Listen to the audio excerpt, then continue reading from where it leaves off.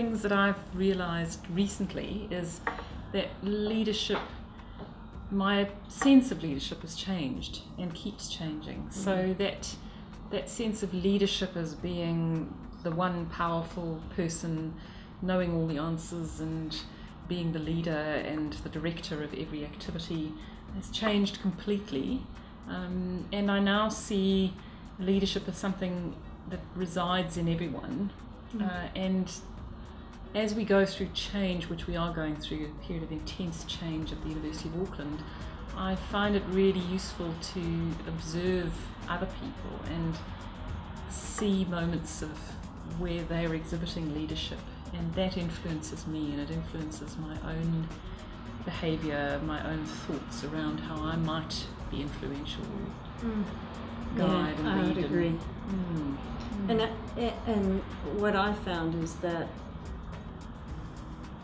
the longer that I've been in so-called leadership positions, the less able I am to really, define, be clear. Yes. It becomes more complex what leadership actually means, and it changes depending on the situation. So I have a number of different leadership roles, and I think I probably behave in them differently because they require a different balance between like the people management side of it versus the strategic thinking side of it.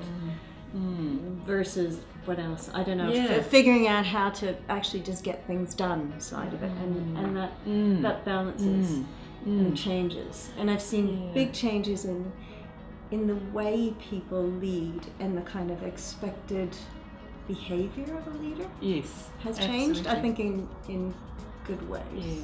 Yeah. Well, first of all, it's probably not enough of us.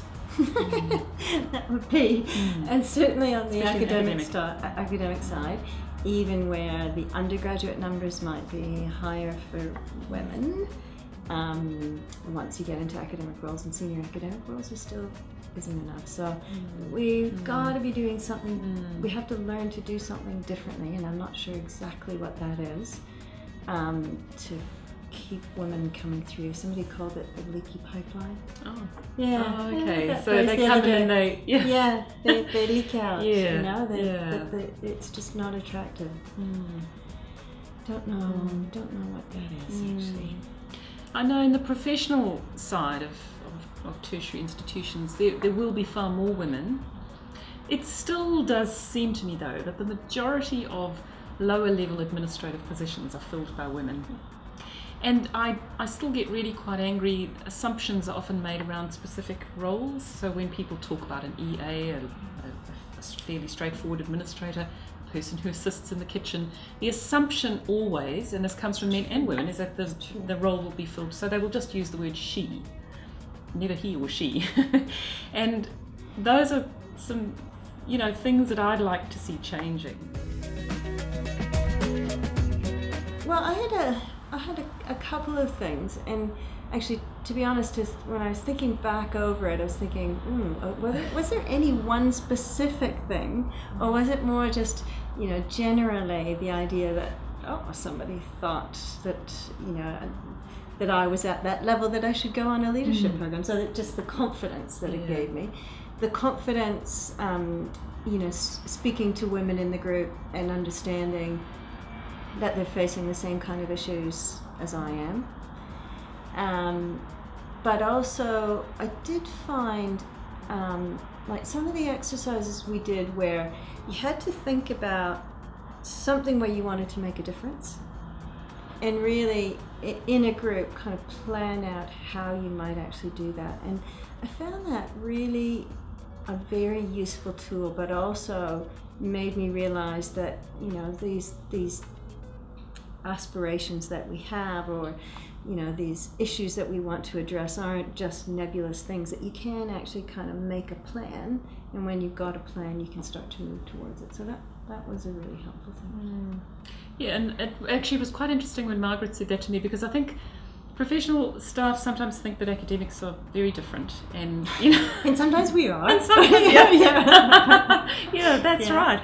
But actually, so the confidence thing was something Margaret and I both shared, and I had exactly the same feeling. It was that that first thing of, oh wow, gee, I was picked to do this, Yeah.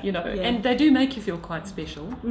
And and it's given me a really good insight into when I'm dealing with people in my team and people who report to me. It's just how can I increase somebody's sense of self-worth, and that increases their and then you perform better, you step up, you live up to the image people seem to have of you. And then yes, doing that course, just spending the time with the most amazing group of women, and one of the things that I really took home is it helped me, I guess, address some of my own prejudices and senses about people, because I just found the most incredible learning experience was getting to know these women, because you do spend quite a lot of time with people, and you sometimes, again, it's that leadership thing. Sometimes the people who appear as the leader, and often very successful women, are kind of very, the sort of the Margaret Thatcher type of personality, very much the strong, and they seem to have just got there in their own accord, and the rest of us aren't like that.